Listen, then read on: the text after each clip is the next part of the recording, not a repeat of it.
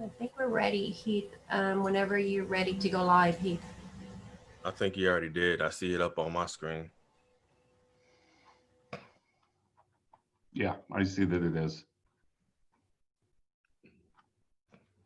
All right. I will call this meeting to order at 7:03 p.m. Yuvia, will you please do the roll call?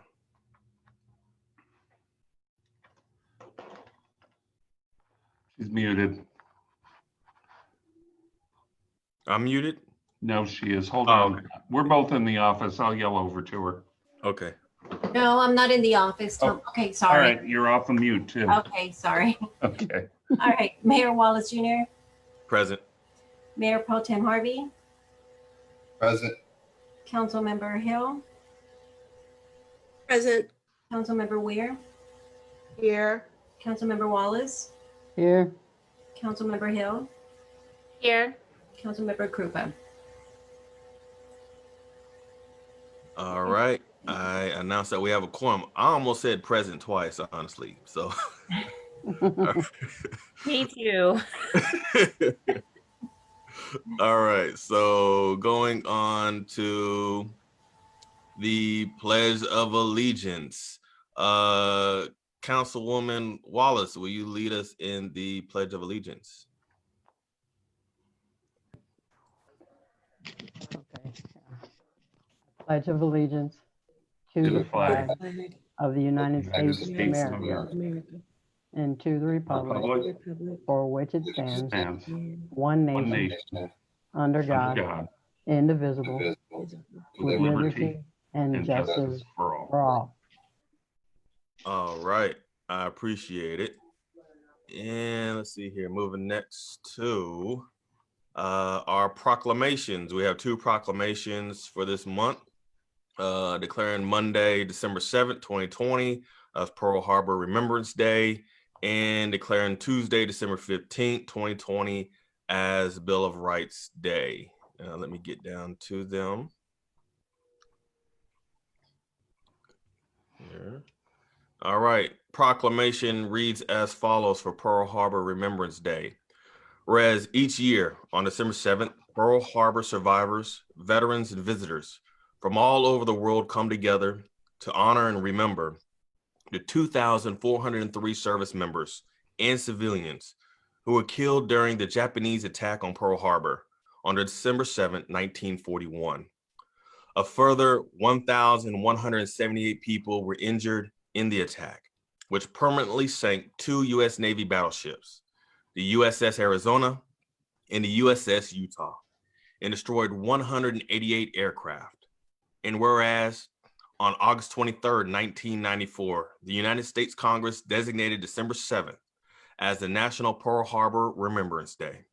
Every year, remembrance events are held at the Pearl Harbor National Memorial, culminating in a commemoration ceremony on December 7th.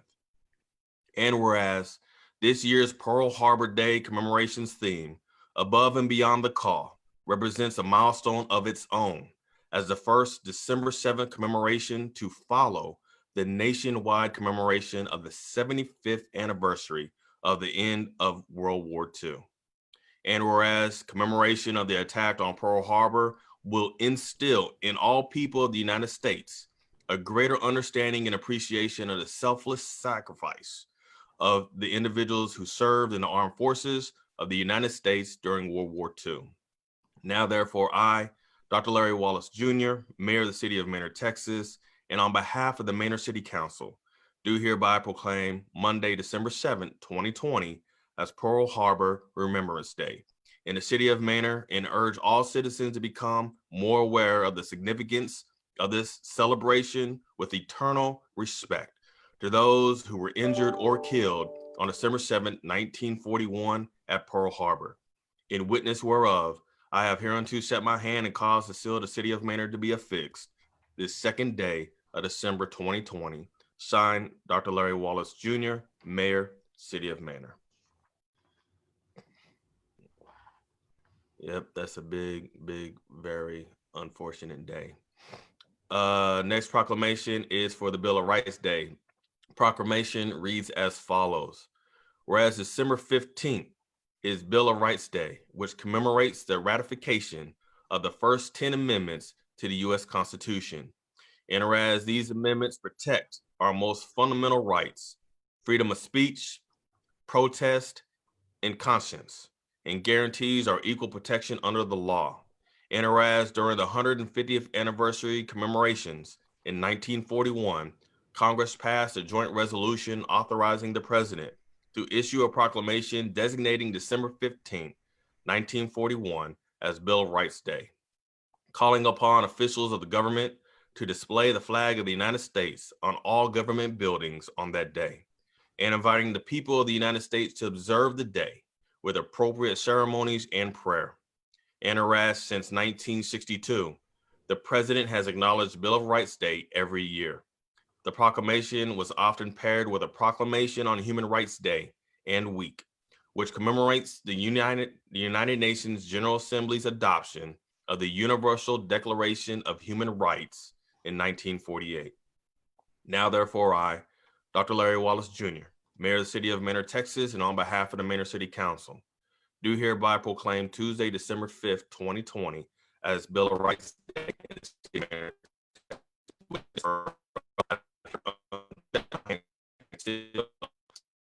be affixed the second day of December 2020. Signed, Dr. Larry Wallace Jr., Mayor, City of Manor. All right. Next up, we will have, public comments. Do we have any public comments? We do not. All right, moving right along to reports. Education Committee. This one, I'll actually open up with this one. The Education Committee was something that I just wanted us to kind of reflect and think about. Now that we have Compass Rose that will be opening up in, I believe, the middle of 2021, we still have the existence of life with COVID-19. And I just want to ensure that our council, as well as future councils, are giving equal love, support, and assistance to both education systems that are now going to be here within the city of Manor, and to mitigate multiple meetings, especially with the additional ones that we've already started to have as of 2020, and more that we're probably going to see that we need to have as we start working on the 2021 vision of economic focus. And so how do we stay actively involved in education as a sense of we want our youth, we want our young adults, we even want our adults to be able to have the best lifestyle, economically advantages possible. And that means our support to the school districts in establishing partnerships, collaborating and coordinating with potential funding opportunities and so forth to further enhance and scale what they're currently doing naturally themselves. And I just want to make sure that we're not sitting down one day talking with the school district and then turning around and sitting down the next day with Compass Rose having the same conversation, when we can potentially be able to do all that at one time and know what planning and zoning things they may be working on that's going to impact each other as well as the city, with new schools, new facilities, sports programs and so forth. So just want to open that up to the group to kind of discuss that. If we believe we should probably start looking at establishing an education committee and identifying people to serve on that one. If we don't think we're in the need of an education committee, then we need to at least start thinking how we're going to dialogue with these two entities now within the city of Manor. So I open that up. Mayor Pro Tem, any thoughts? Yeah, I'd like to jump in there. I was kind of reviewing our previous data, looking at some comprehensive plan and stuff, and our 2016 community survey that we sent out report has some charts, and there was some, I think, valuable information that we could possibly have some conversations with the school districts about it, and it overall help the everything that we're trying to do in the city in regards to growth. When you have the majority of 500 and something respondents to the survey or what have you, and the majority of the responses were about why they came to Manor. It was just about the affordability of the house, the location. The lowest reporting category was the schools at the time. And so us having conversations with them and talking about the correlation between the perceptions, because, the Manor ISD is a B-rated district, but perceptions, can be reality for some of these things. So we want to talk about controlling the narrative and ensuring that they understand the correlation between the perceptions of of opportunities for children in the city and surrounding areas, and how that impacts economic development, how that impacts housing sales and those kinds of things. So I definitely think we should have a committee. I understand that there's going to be things that they probably won't want to share with the competition across the table. But when we talk about universal opportunities, right, coming from a neutral place of, as council persons, we want to make sure that our residents have what they need, top quality schools, and that the narrative that's been sent out, and that they're controlling the narrative, so that realtors in the area or surrounding areas, when they're looking to relocate people to this area, are speaking positively about our schools, because that's the lowest area on this 2016 chart is schools, and it's almost less than 4% pick the area for schools. And so we have to definitely do some work there.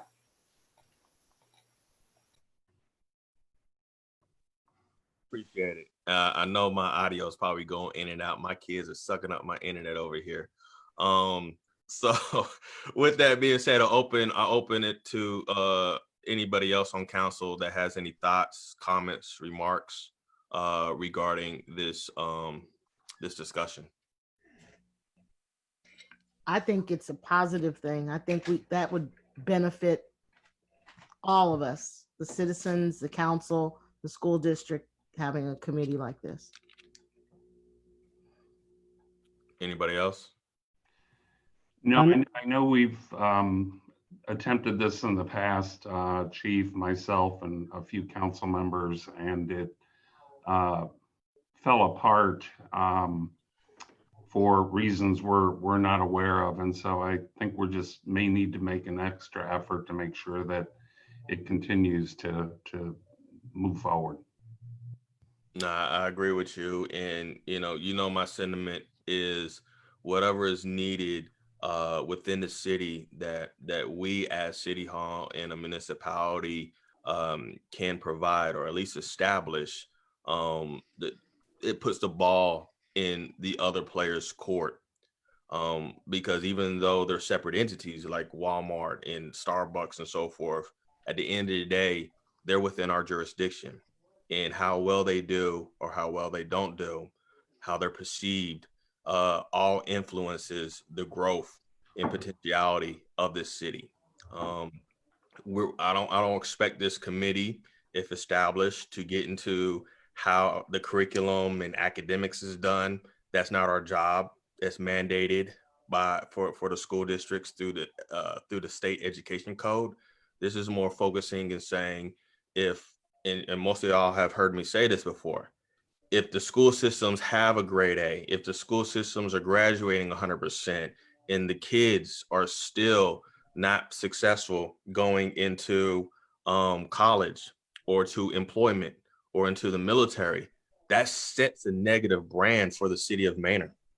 And that's a concern for us on a municipal side, because that says don't come to Manor. And that's not what we want. And so our goal that I see with this education committee, just as the Mayor Pro Tem said, is to figure out how we can leverage our weight as a municipal, as a mayor pro tem, as council members, to elevate what the school district and the charter schools are trying to do, because they are here operating in our jurisdiction. All right. If there are, go ahead. I was just gonna say that I'd like to see, I know it usually comes out, with our census and stuff, and maybe it's on the chart from Harvey, but the numbers that identified the education level of the things of not just the students, but the parents and just our citizens that are here in the community, because I think that kind of helps set a precedence of where we're coming from when we're looking around. Like we don't want to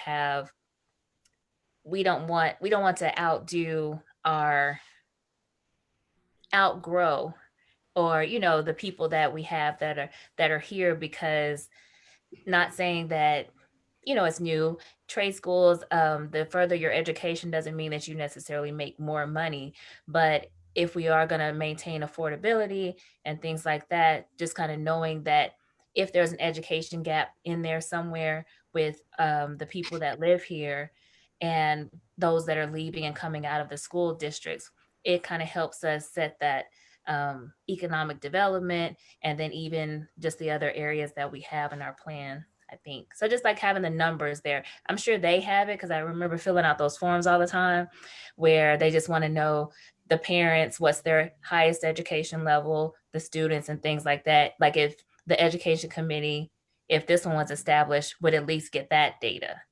Yeah. If we don't get it any other way from the city. Yeah, I know exactly what you're talking about there, and that's more or less of how I think even we're talking about working more collaboratively with the chamber and doing the same thing with the school districts. The more information that we know about the income level, the within our community, more we play advocates, more our schools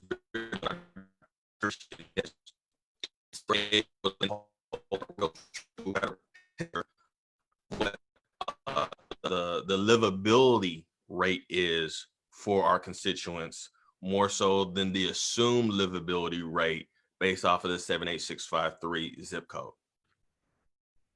All right. Any additional remarks? Yes, I think that we should have them both work together if at all possible, for the fact that we need to also be able to get teachers that are not just coming out of college, that we can have the more seasoned teachers that would want to come here and stay. And if we can also work that with having affordable housing for teachers to actually live here and not have to commute so much. Yeah, Councilman Wallace, I think that goes along with those conversations that Mr. Mayor was talking about in regards to providing resources out to the chamber, because there's actually federal grants for housing and loans and stuff like that, or down payment for teachers to live in the community where they're working. So that's definitely something I think we should consider in as a, how do we help the school districts attract teachers that live and work in the community? So that's definitely a good thing to make sure we talk about. Thanks for bringing it up.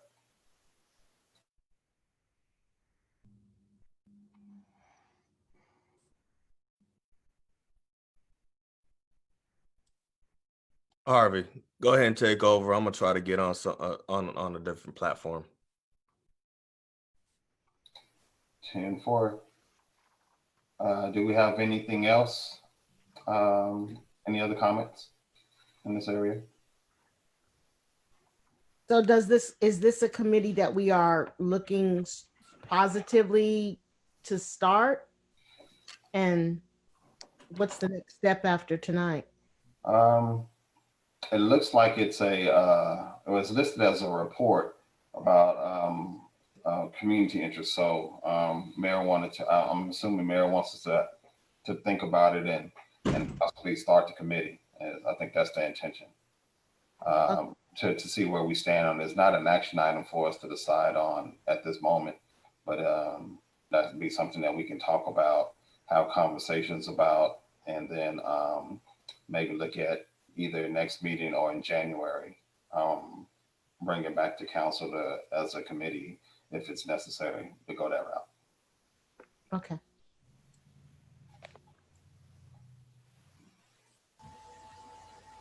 All right. Any other questions? Going once, twice. All right. We're gonna move forward. Don't worry about it, UV. I don't talk as fast as Mayor, so we get all the words in. You're good. All right. So now moving on to public hearings, correct? Yes. Correct. Conduct a public hearing on the dissolution of the Entrada Glen Public Improvement District. Go ahead, Mr. Tom. Well, I'll tell you what, Mayor Pro Tem, if you want to open up number 2, we can have a conversation about both. They are one and the same. Okay. Well, let's open up public hearings on the dissolution of Entrada, and am I saying it right? Entrada Glen Public Improvement District, and the creation of a new Entrada Glen Public Improvement District. Right. So last meeting, we accepted the application to dissolve the Entrada Glen Public Improvement, but also to approve a new Entrada Glen Public Improvement District. Hold on just a second. This phone never rings. And so that's basically what we're doing here tonight. You'll see this come up on the agenda a little bit later under one resolution. But what we're doing is, again, dissolving the original, but creating a new PID. Most of this because of some boundary changes that were initiated, outlying areas. And Pete and his attorney, Danny, are with us if you have questions. I don't have any questions specifically on council. And we did meet with the PID committee just prior to the council meeting tonight. Okay. Do we have any thoughts from the PID committee?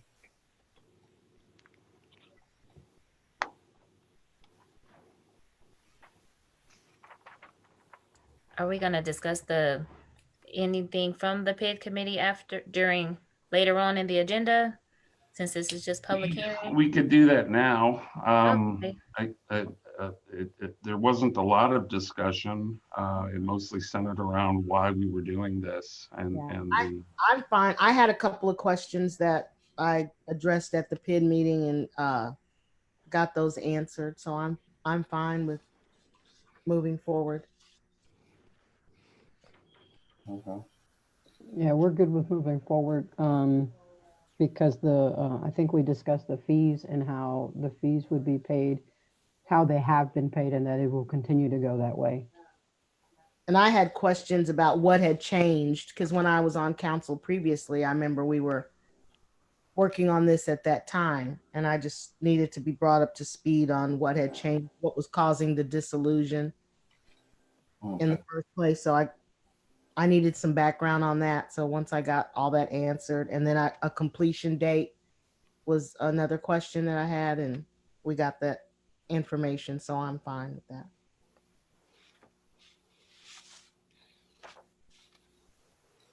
Okay. What's the anticipated completion date now? 2022. Do we see any And what that potential? Go ahead. Mayor, what that allows for is the development agreement to be agreed upon and the construction of Hill Lane. And then they have Okay. like 3 more months of a little bit of a grace time. Well, and that's just in case we need it for negotiations.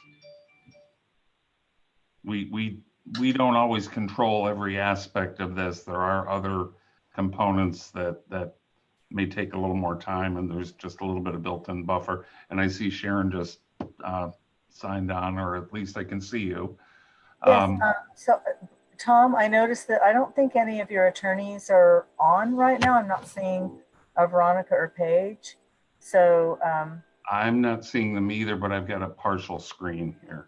okay. So, well, I scrolled through and I didn't see them. So the dissolution agreement provides a date certain by which if certain actions don't, it's not actually that everything has to be done by then, but if basically the requirement of the construction of Hill Lane is not completed within 18 months of the development agreement, which, as Veronica mentioned to the PID committee, is anticipated to occur in the next month or two to bring the development agreement.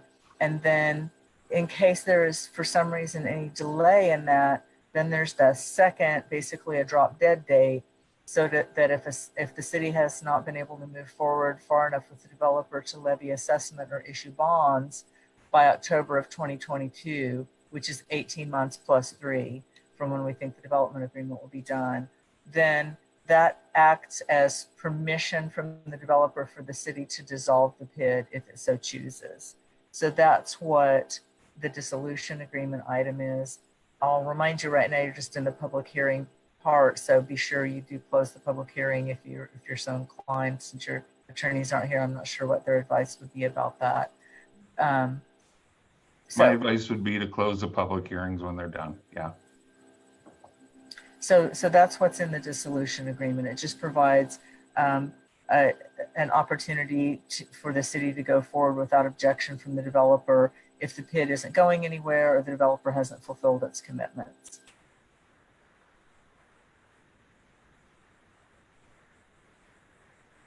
And so I know, Tom, with Hill Lane, one of the biggest focuses has been 290 and all the different discussions we've been having about 290 with RMA.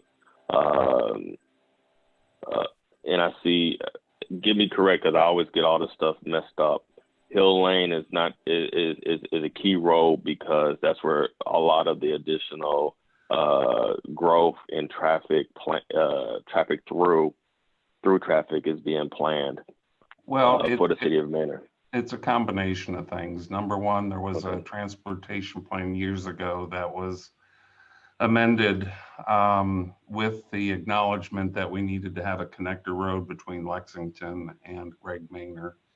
And what this does, and up until recently, the city had not agreed to participate in any type of reimbursement. And so that stalled the project for a while, actually a couple of years, I would guess. And what we've done since then is come to a new agreement about what might be eligible for reimbursement, given some other changes. And what this does, again, is to dissolve the original because of some outlying properties, but it also, the additional time allows for the acceptance or the agreement, the development agreement to be executed, and for the construction of Hill Lane.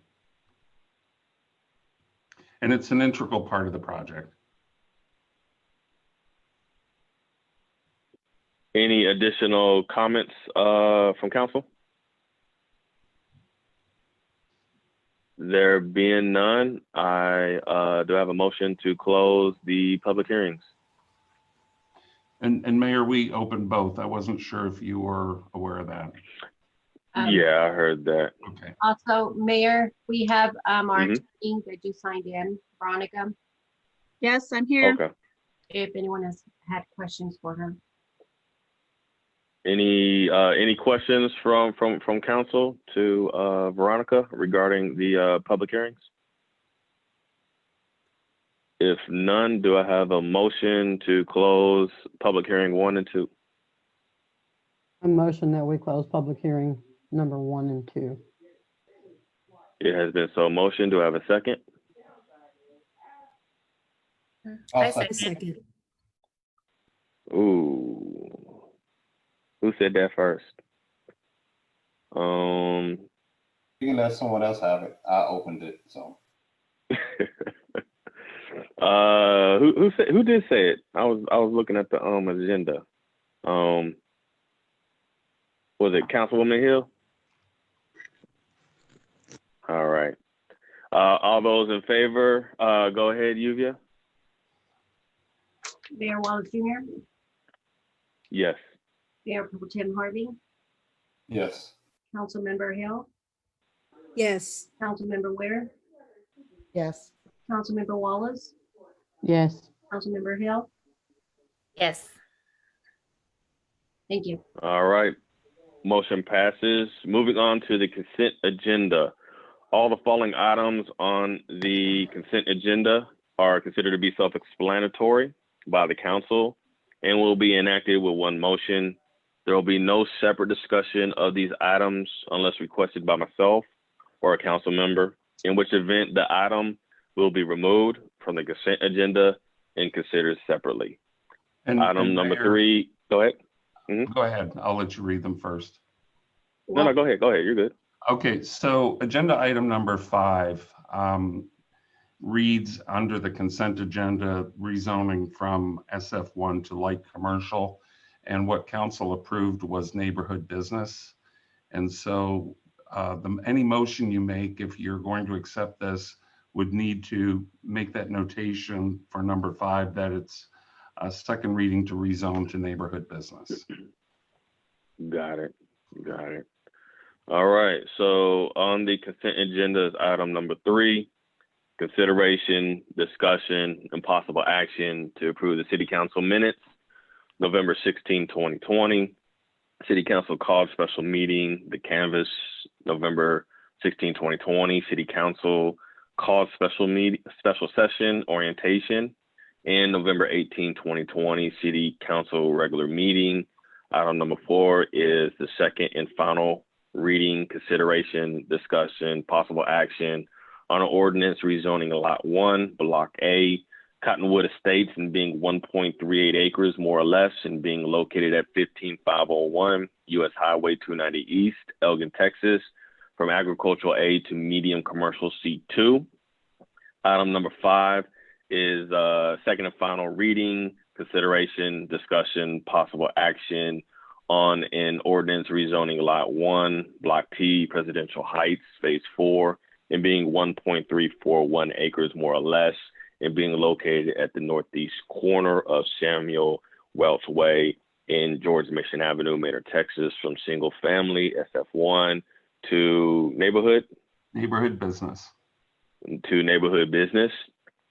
And item number 6, second and final reading, consideration, discussion, and possible action on the ordinance rezoning lots 11 through 20, block 10, town of Manor, and being 0.66 acres more or less, and being located along the 200 block West Burton Street, Manor, Texas, from light commercial C1 to multifamily 25 MF2. Do I have a motion on the floor? Mr. Mayor, I'd like to make a motion to approve the consent agenda as read and the notation and change in item number 5 to small. It has been so. Oh, go ahead. I'm done. All right. It has been so motion. Do I have a second? A second. I will give that to Councilwoman Weir and Yuvia. Mayor Wallace Jr., Yes. Mayor Pro Tem Harvey, Yes. Councilmember Emily Hill, Yes. Councilmember Ware, Yes. Councilmember Wallace, Yes. Councilmember Deja Hill. Yes. Thank you. All right. Motion passes. Now moving on to, let me get to it.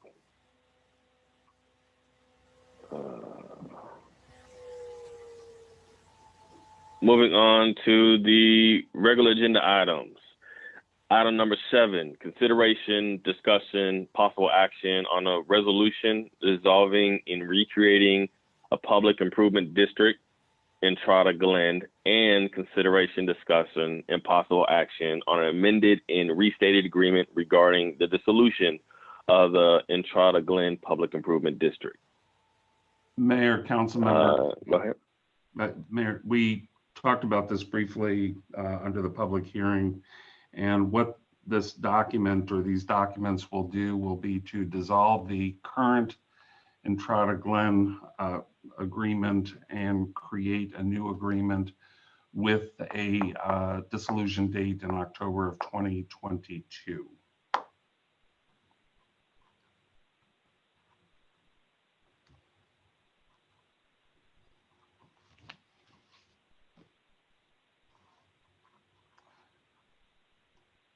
Do I have a motion on the floor?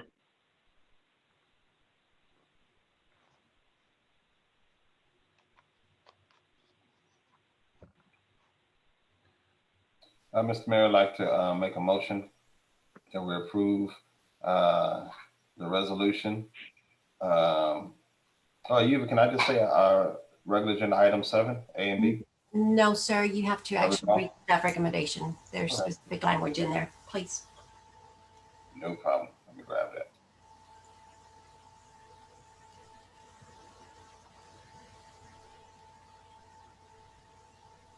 You're on mute.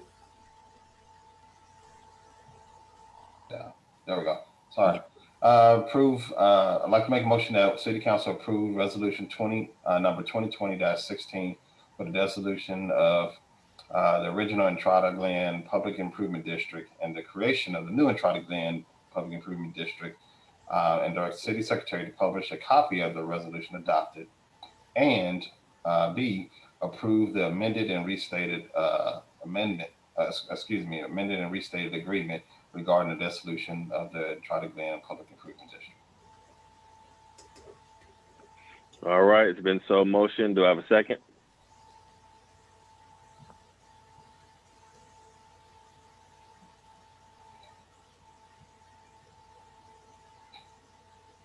I second.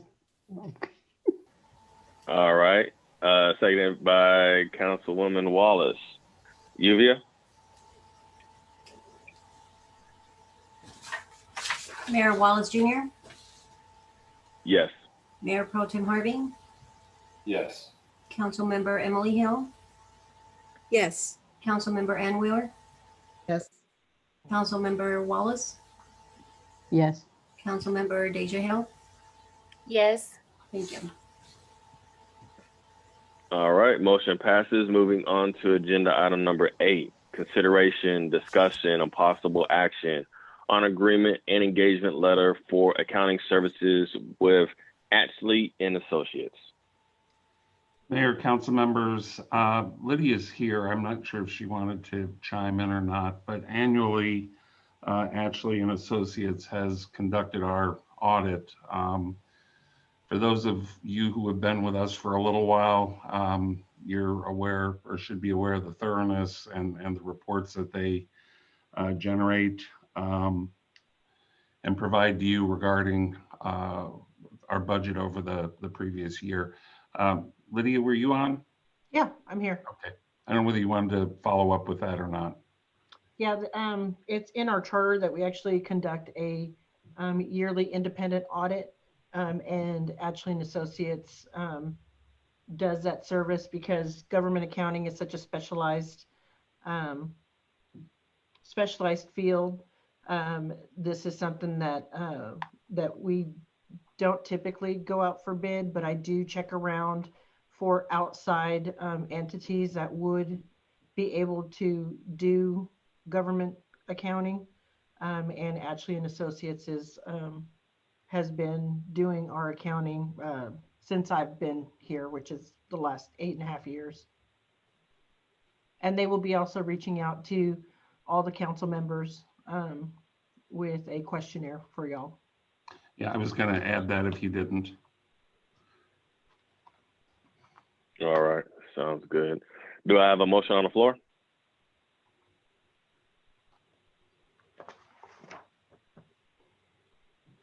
I would like to make a motion that council approve and authorize the city manager.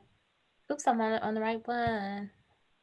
Yes, I am, right? Number 7? Yes. Number 8. Number 8. Oh, I was on the right one. Sorry. That we approve, and authorize the city manager and director of finance to execute and the agreement and engagement letters for auditing accounting services with Ashley and Associates for fiscal year 2019 and 2020.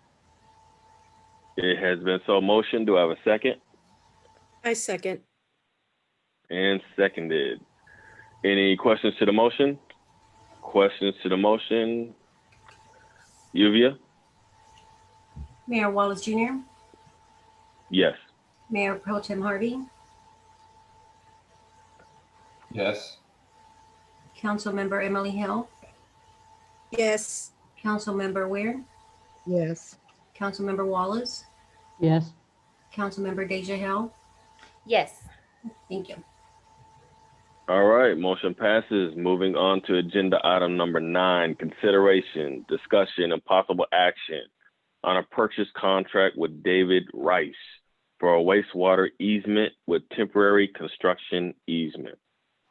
Mayor, council members, over the last couple of meetings, we've done a few of these with regard to the wastewater lines that are necessary for the Manor Heights development. We are recommending approval. One thing I would like to add to a motion, if you're inclined to agree, is that we approve it pending legal review. And that would be format. Format. Sounds, yeah. Okay. All right. Do I have a motion on the floor to approve with pending legal review? I'd like to make a motion that council approve the purchase contract with David Rice for a wastewater easement with temporary construction easement pending legal review. It has been so motioned. Do I have a second? A second. And seconded. Any questions to the motion? Questions to the motion? Will this come Yuvia? back to us? Oh, go ahead. Will it come back to us after legal review, or will? No, once legal has signed off on it, we'll just execute it. Okay, okay. Any additional questions? There being none, Yuvia? Mayor Wallace Jr., Yes. Mayor Pro Tem Harvey, Yes. Councilmember Emily Hill, Yes. Councilmember Weir, Yes. Councilmember Sonia Wallace, Yes. Councilmember Deja Hill. Yes. Thank you. All right. Motion, agenda item passes. Moving on to agenda item number 10, consideration, discussion, and possible action on a purchase contract with Clat Properties, LLC for a wastewater easement with temporary construction easement. Mayor, council, this is yet again another one, and I don't think we're done yet, but you're getting these as we make agreements. This one would also have the, or should include the pending legal review. Got it. Do I have a motion on the floor with pending legal review? I had a question. I'm sorry. I had a question. We have to make a motion first. Oh, sorry. Go ahead. City Council approved the purchase contract with, I make a motion that City Council approve the purchase contract with Clat Properties LLC for wastewater easement and temporary construction easement. And with questions. All right. Do I have a second? I second. And properly second. Questions to the motion. Go ahead, Councilwoman Weir. I just wanted to be sure my understanding was correct that any cost that come with this, they're covered by the developer. It's true. Okay. That was my question. Hold on. Any additional questions? I have a question, a protocol question, I guess. Tom, was this supposed to be read the same way as far as after pending legal Yes, review? Okay, I didn't say that in my motion. I was aware I was going to remind you. Yeah, so I need to amend my motion. Go right ahead. So I'd like to amend my motion to make the recommendation that City Council will approve the purchase contract with Clat Properties LLC for a wastewater easement with temporary construction easement pending legal counsel. That's the term? Legal review. Legal review. Pending legal review. All right, Councilwoman Hill, do you still second? I do. All right. Any additional questions to the motion? Questions to the motion? There being none, Yuvia, please. Mayor Wallace Jr., Yes. Mayor Pro Tem Harvey, Yes. Councilmember Emily Hill, Yes. Councilmember Ware, Yes. Councilmember Wallace, Yes. Councilmember Deja Hill. Yes. Thank you. All right. Agenda item passes. Moving on to agenda item number 11, consideration, discussion, and possible action on city council committees meetings. So this one is, again, a conversation we need to have. We need to have as far as the additional expectations, meetings, and so forth that have started to occur last year, 2020, that are going to occur 2021. And as I foresee to probably continue to be the same level of time and commitment for future councils. And how can we ensure that those that hopefully want to serve on council have more of a structured understanding of what time commitment will be required?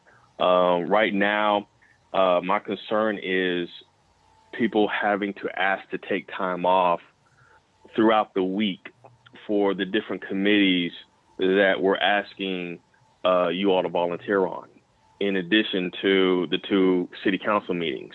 And those meetings are generally happening during the day. Same thing as the workshops that we're going to be doing in this month in January to prep up for 2021. They're all going to be happening on a Saturday.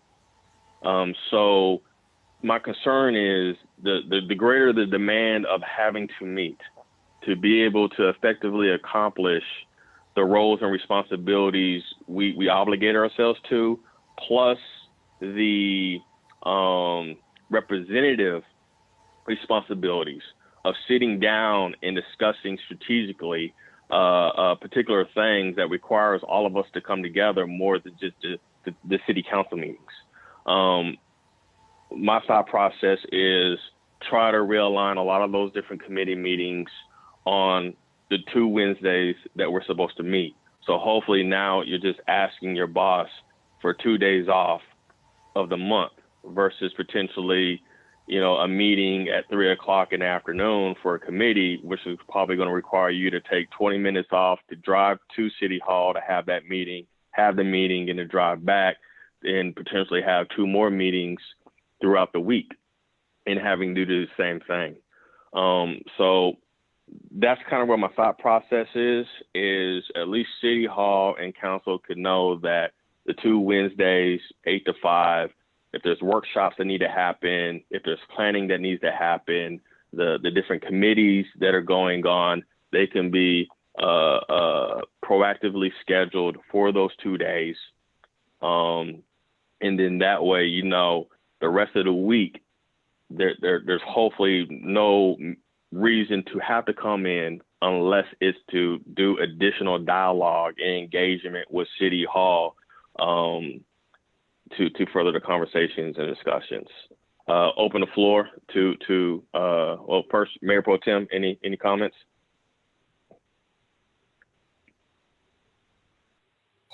I'm just trying to wrap my head around it. I know, like I said, the intent is definitely a good thing to try to streamline. So when people are asking, okay, what's the time commitment when they're running those things up front? I also know, though, that a lot of our meetings are, a lot of our non-city meetings are not on, actually, this is an agenda item. Should I even be talking? Great Let's open point it of for order. discussion. Yeah. So we need to do a Hold motion. on. Great point of order. Let me go down to it. Councilwoman Ware, you should have slapped me over the head. I was in the same place. I was like Harvey. I was wrapping this around and I was thinking and I'm going, I was All right. I'm sorry. I apologize. No problem. All right. Do I have a motion on the floor?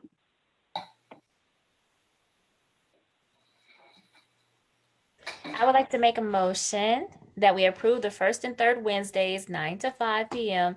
as council days to hold committees, workshops, etc., as approved and or needed by the mayor and city manager before presenting alternative dates to council for approval with questions. Only one amendment I would ask, and I guess Yuvi, am I allowed to do the amendment? Or I'd have to ask someone else to do the amendment. Actually, Mayor, what you need to do is ask the person who's made the motion for a friendly amendment. Okay, Councilwoman Hill. If she agrees, would you be that's fine. If not, okay, then, would you be? Yeah. Oh, okay.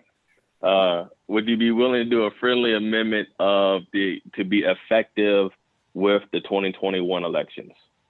Oh, sure. To be effective, do you want to read the entire thing to know that this would be effective with the 2021 elections, but still with questions? All right, it's been so motion. Do I have a second? Seconded. And seconded. Questions? Everybody go. No, go ahead. I know for me in my non-political life, Wednesdays is very hard for me to get away from work.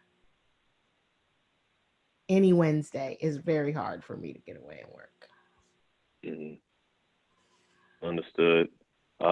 Anybody else? And I think when you're talking about, and I just selected Wednesdays just because that evening, and honestly, it could probably move to any day that works.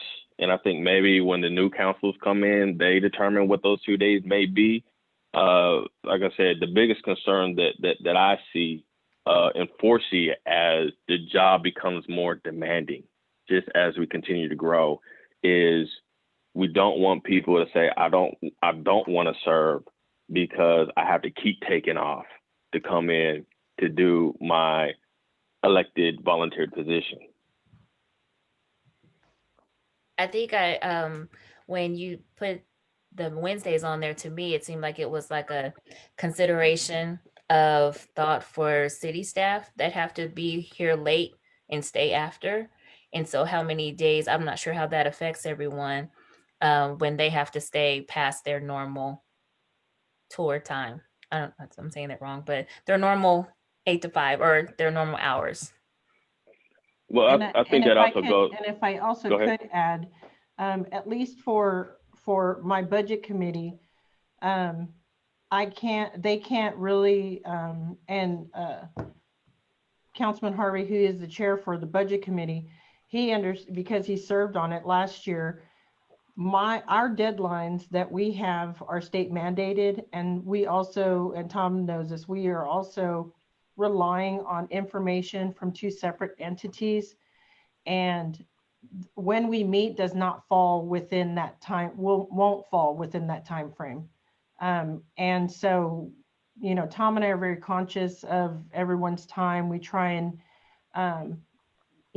let them tell us what their availability is, because obviously, we're here to do our job to give all the information. And obviously y'all have volunteered your time. So we're pretty flexible about not having the meetings, 9 to 5 or 8 to 5, whatever that time frame is.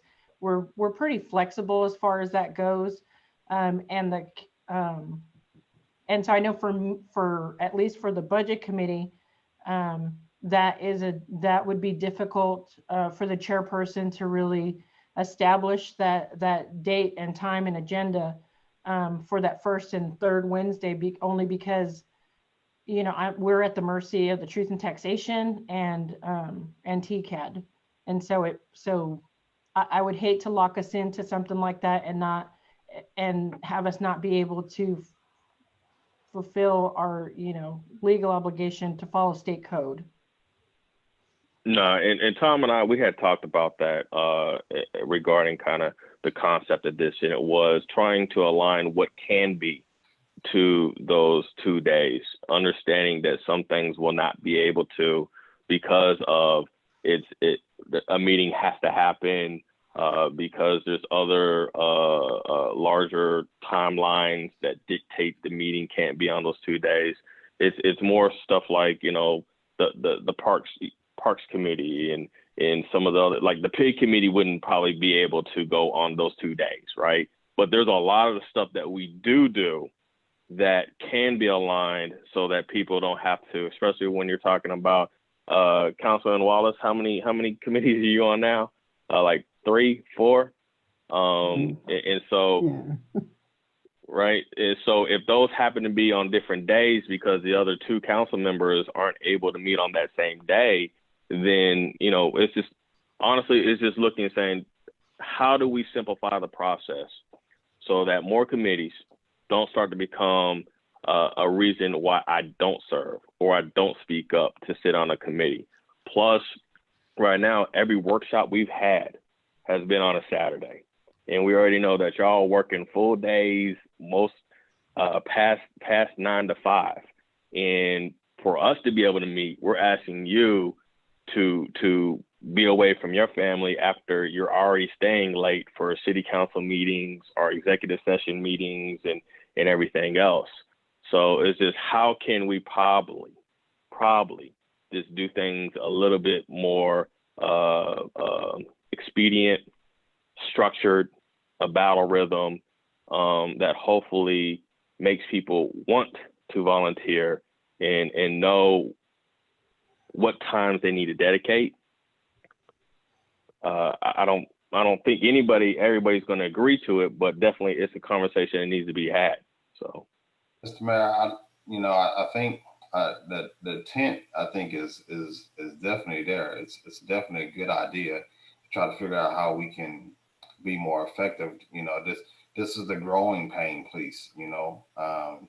When cities start to grow and it is in the volunteer capacity, what comes first? The commitment of all your time, and then the residents say, you know what, let's pay the people, or so they don't have those issues, or do we just, not do it and continue to move forward, not do anything different, to continue to move forward with the random dates and times.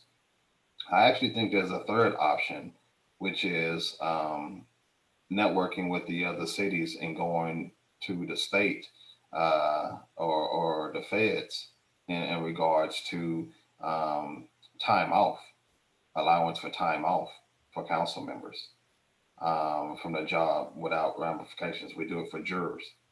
And so maybe that's something we should consider pushing politically in that situation. And it saves the city's money, who want quality council persons but can't afford to pay for them or don't want to pay for them.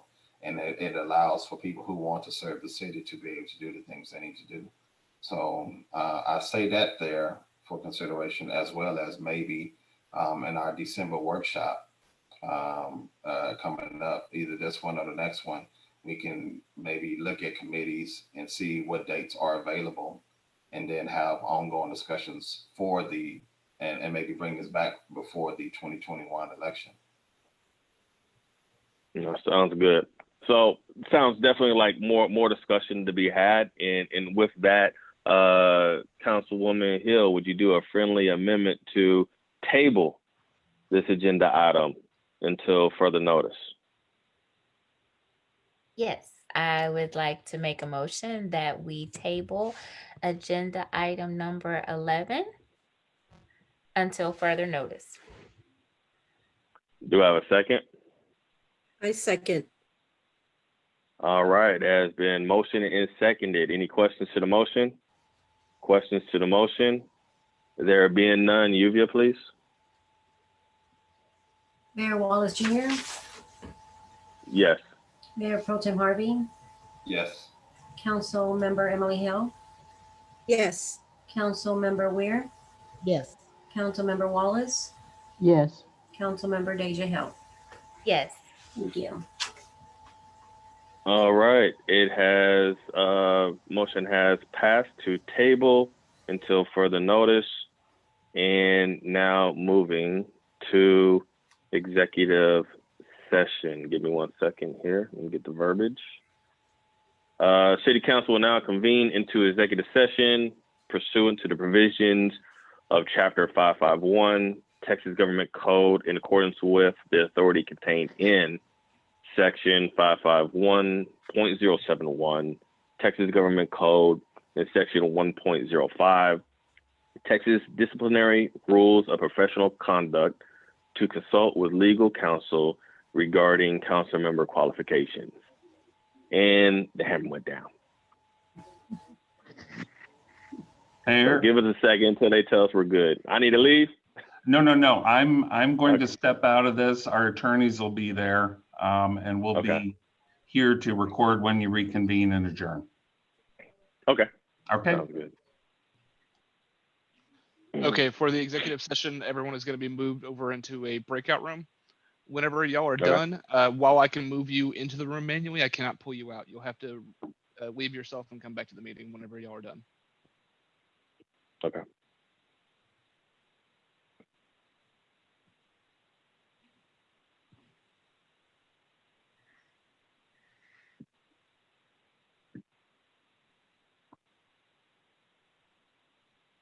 Let's see. Are we good?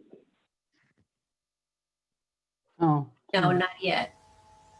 There's the break room. You got to click join.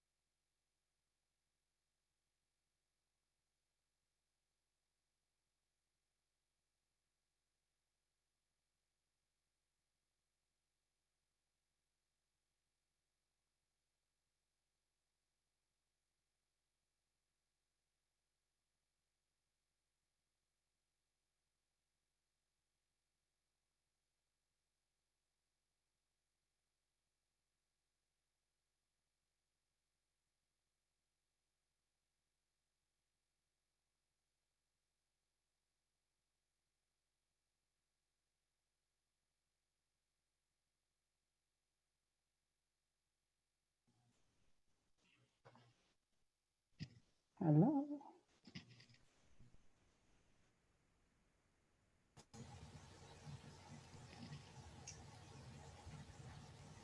Welcome Yeah. back.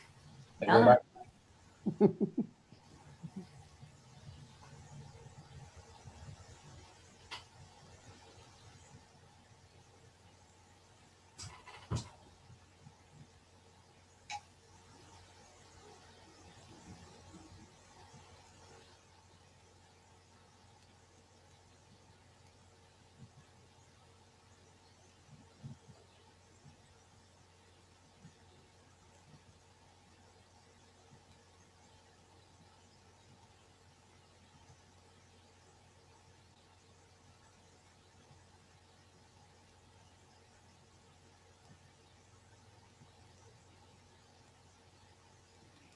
Mayor, I think you're on mute.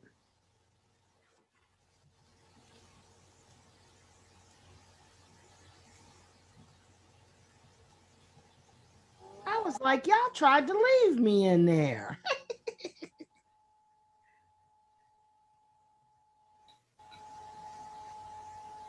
I think his phone got cut out.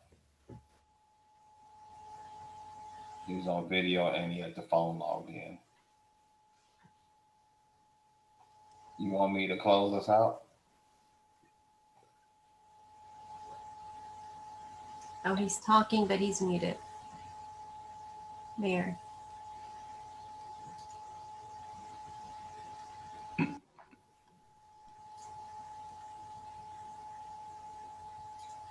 Also, I was just going to mention that Gene finally emailed me and he was having issues on trying to log in. So he was trying to participate in both meetings, but he wasn't able to.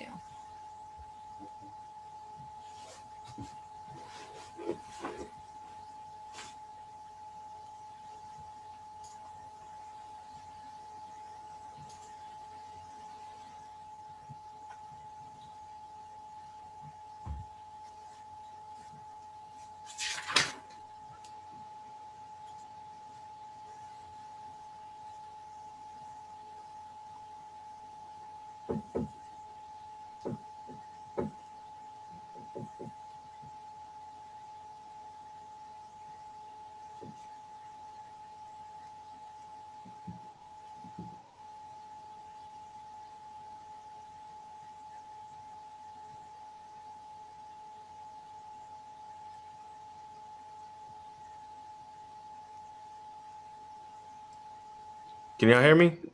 Can now. Yeah. Okay. All right. I couldn't hear nobody. Oh, I sent you a text. All right. Hey, I don't know how to switch my phone. Yeah, so you're good. I appreciate the message on that one there, Councilwoman Hill. All right. Are we back live? Yes. Yes. Okay. Apologies on my end. Technical difficulties. All right. City Council will now reconvene into open session pursuant to the provisions of Chapter 551, Texas Government Code, and take action, if any, on items discussed during closed executive session. Do we have anything that we want to vote on? I do not believe so. Therefore, I'll call this meeting adjourned at 8:49 p.m. You all have a great evening, and we're going to be talking. So talk to y'all later. All right. Bye-bye. Good night, everyone.